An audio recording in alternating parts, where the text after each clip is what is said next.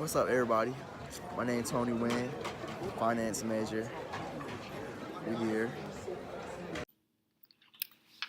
Hello everybody, today we will be working on Excel and specifically dealing with macros. Our first objective is to copy the first set of data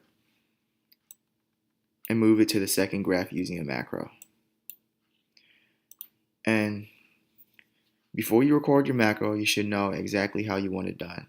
So in Excel, there are several ways to do it. One way is in the Home tab, there's a copy and paste function.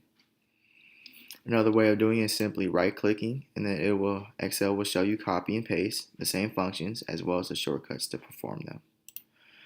So after you decide how you want it to be done, you can go to the View tab. On the right, you will see View Macros and Record Macros. So today we'll be recording a macro, so you want to click that. In the first box, you want to give it a name of the macro that you would like to perform. So today we'll be calling that Copy 1. The next box is where you would like to store your macro. So for today's purpose, we'll be storing in this workbook. The third box is what key you would like to give it so that you can use that key to perform the function. And so today we'll be using Shift Z. The next one is a description, basically to remind yourself of what the function does. So we can just put copy data and move. Okay. So now you want to simply highlight the first box, right click, copy, highlight the second box, paste, move your cursor out the way and stop recording. And now we want to test out the function, so we can just delete the first box or the second box where we moved it. And then we're going to run the macro by clicking Shift Z.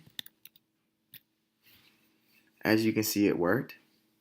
So now what you want to do, also another thing I want to point out is that if you move your cursor anywhere else, you perform the same functions over again, it will always return to where you last left the cursor box before you stop recording.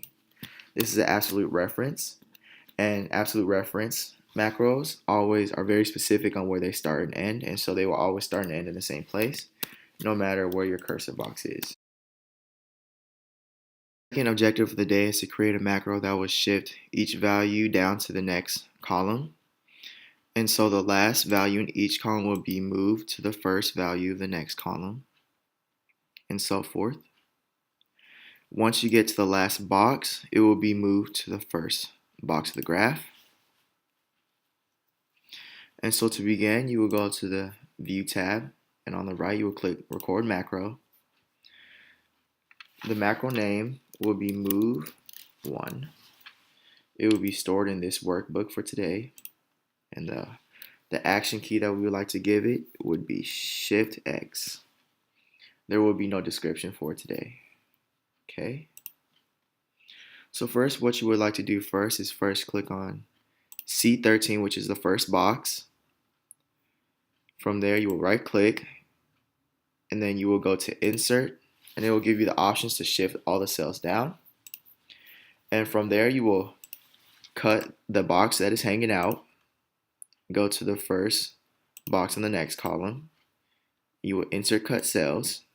That will give you the option to shift cells down once again. And so now you repeat it all the way through to the last column. So cut, insert cut cells, shift cells down, cut, insert cut cells, shift cells down, cut, insert cut cells, shift cells down, cut, insert cut cells and shift cells down. And for the last box, the one that's hanging out, you want to cut and simply paste it in the first box. That is all for the macro. So now you can stop recording. Alright, so now as you can see, the exclamation point is in the last box and the equal sign is in the first box. So we're going to test the macro out. We're going to click Shift X. And as you can see, the exclamation point got moved to the first box and the equal sign got moved to the second one. So now there's a 0. We're going to test it again. There we go. And one last time, the 9 is in the last box, 0 is in the first box. Okay, as you can see, it works. Thank you for your time and attention. Everybody have a great day. Thank you for watching. Water. Earth.